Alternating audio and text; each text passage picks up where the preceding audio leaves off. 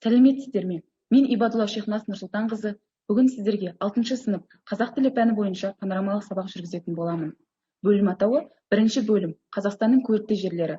Сабақтың тақырыбы Қазақстанның киелі жерлері. Осы сабақ бойынша жүзеге асырылатын оқу мақсаттары: мәтіннің құрылымдық ерекшелігіне назар аудара отырып, жетекші сұрақтар арқылы негізгі ойды анықтау. Тақырып бойынша жеке сөздер, бірге, бөлек және дефис арқылы жазылатын сөздерді орфографиялық нормаға сай жазу. Бағалау критерийлері: мәтін мазмұнын түсінеді, мәтін бойынша негізгі ойды білдіретін сөздерді анықтайды, тыңдалым оқылым мәліметтерінің негізінде сөздерді жүйелі түрде орфографиялық нормаға сай етіп жазады. Ең алғашқы кезең бізде ұйымдастыру кезеңі. Ұйымдастыру кезеңінде оқушылармен психологиялық жағымды ахуал туғызу мақсатында өз елінің нағыз патриоттары ретінде мына бір өлең шумақтарын қайталататын. Келесі бізде үй тапсырмасы. Үй тапсырмасы ширату, яғни балмұздақ таяқшалар әдісі арқылы өткен материалға пысықтау сұрақтарын қою арқылы қорытынды жасаймын.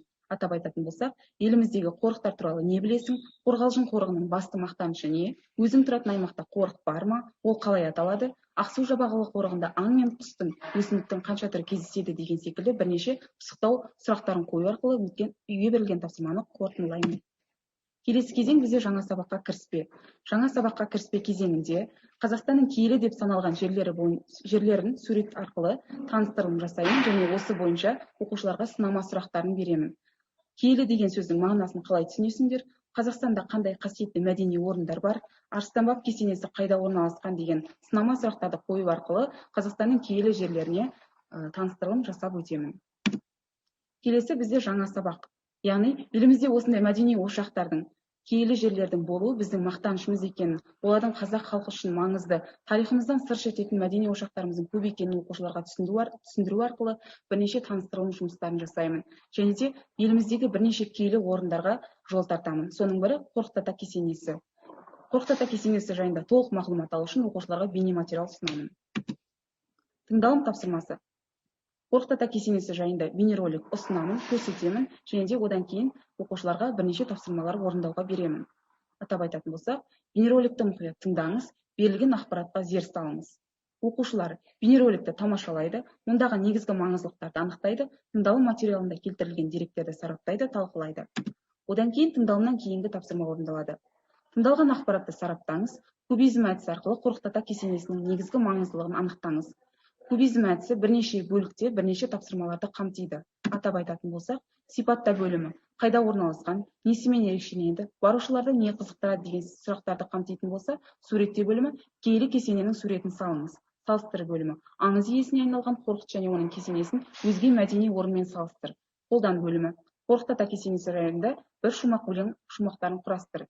Дәлелде кезеңі киелі орынның қажеттілігіне дәлел келтіріп пікір білдіріңіз. Соңғысы зерттеу бөлімі аталған орынның келушілерді одан әрі қызықтыру үшін не істеуге болады, ұсыныс білдір деген секілді бірнеше бөлімдер бірнеше сұрақтарға жауап іздейді.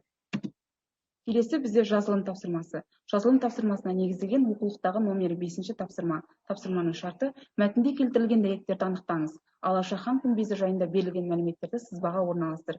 Яғни оқушылар берілген дәйектерді кестеге түсіріп шығады. Келесі кезең бізде рефлексия кезеңі. Рефлексия кезеңі ментальды карта әдісі арқылы жүзеге асады. Ментальды карта әдісі арқылы Қазақстандағы киелі саналатын жерлерді картаға орналастырыңдар. Яғни өздеріне таныс, өздері білетін киелі деп санаған жерлерді картаға түсіреді. Келесі кезең бізде үйге тапсырма кезеңі. Яғни бұл кезеңде оқушыларға үйге тапсырма ретінде оқулықтағы номері 12-ші тапсырма беріледі. Тапсырма шарты: фигуралардың ішінде орналасқан сөздер мен сөз тіркестерінен мәтін құрап жаз. Мұнда бірнеше қажетті сөздер берілген, яғни осы қажетті сөздердің негізінде оқушылар жинақы мәтін жазып келуге дайындықпен келеді. Келесі бізде соңғы кезең бағалау кезеңі. Бағалау кезеңі үш таяқшы әдісі арқылы жүзеге асады. Яғни оқушыларды әр кезең бойынша жауап беру дұрыстығы мен белсенділігіне қарай үш таяқшы әдісі арқылы, таяқшалар арқылы бағалаймын. Үш таяқшы әдісі үш түрлі пунктті қарастырады, яғни сұрақ, пікір, идея. Осы сабақтың кезеңдері бойынша проблемалық сұрақтың туындауы, ұтымды пікірдің туындауы және де идеялардың болуы арқылы оқушылар осы бір пункттермен бағаланады.